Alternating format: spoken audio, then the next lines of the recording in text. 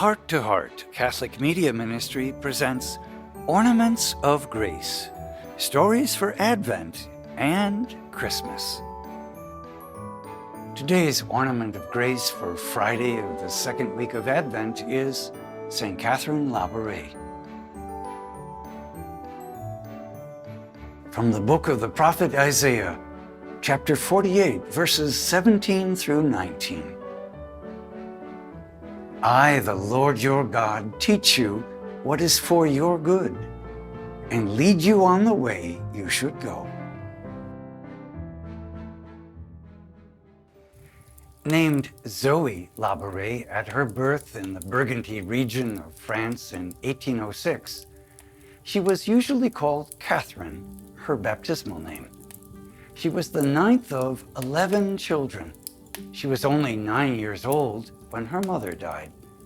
After the funeral, she went to a statue of Our Lady, kissed it, and said, "Now you will be my mother."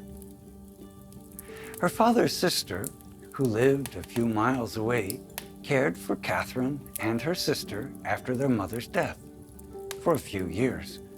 While at her aunt's, Catherine had a dream of a priest who asked her to serve the sick. Later, she would recognize the priest as St. Vincent de Paul, who had been canonized many years earlier. At the age of 12, Catherine returned to work on the family farm. She often went to the parish church and spent time in deep prayer. When she grew older, her father became concerned that she might have a calling to religious life. So he sent her to work for his brother in Paris. Her uncle had a place that provided meals to poor laborers. There, Catherine became acutely aware of the suffering of the poor and wanted to help them. This reinforced her call to religious life.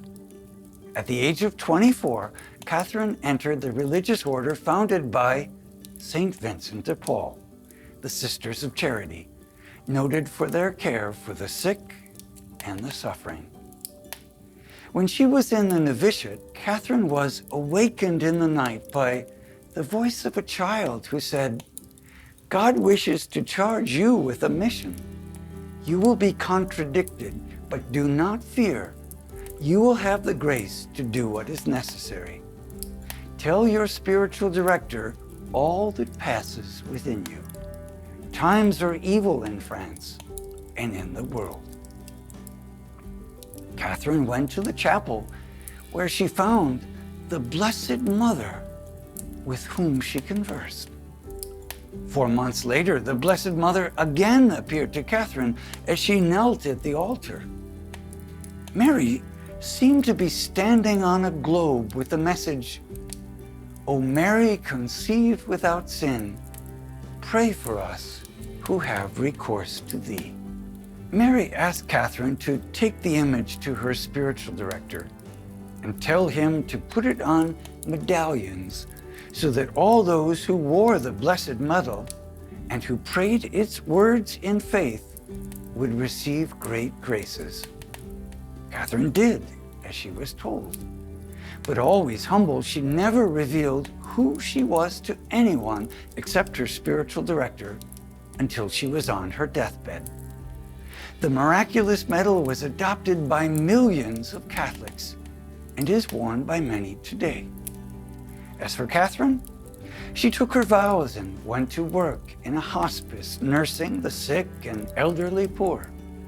She also worked on the hospice farm, caring for poultry and cleaning the stables. She was loved for her devotion to the infirm, for her prayer, and for her humility. She died at that hospice farm when she was 70 years old.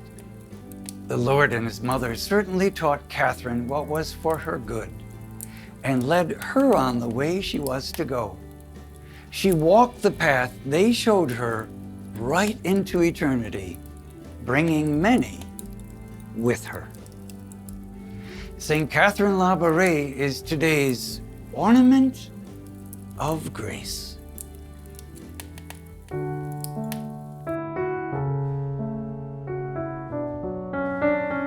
observing the beautiful ornaments.